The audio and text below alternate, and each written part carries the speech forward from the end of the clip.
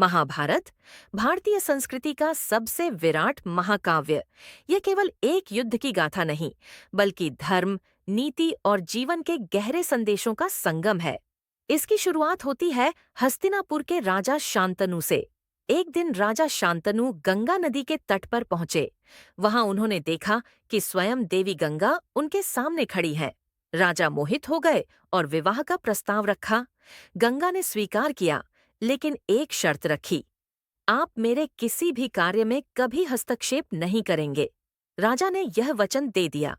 विवाह के बाद गंगा ने पुत्रों को जन्म दिया, लेकिन हर बार उन्होंने शिशु को गोद में लिया और नदी की धारा में बहा दिया। 7 बार राजा मौन रहे, क्योंकि उन्होंने वचन दिया था। जब 8वें पुत्र का जन्म हुआ और गंगा उसे भी नदी में बहाने लगी, तब राजा शांतनु स्वयं को रोक न पाए। उन्होंने हस्तक्षेप किया और पूछा, तुम ऐसा क्यों कर रही हो? तब गंगा ने उत्तर दिया, राजन, आपसे मिला वचन आपने तोड़ दिया। अब मैं आपको छोड़कर जा रही हूँ, लेकिन यह 8वां पुत्र महान होगा। वह आपके वंश का आधार बनेगा। यही बालक आगे चलकर कहलाया देवव्रत, जिसे दुनिया जानती है भीष्म पितामह के नाम से।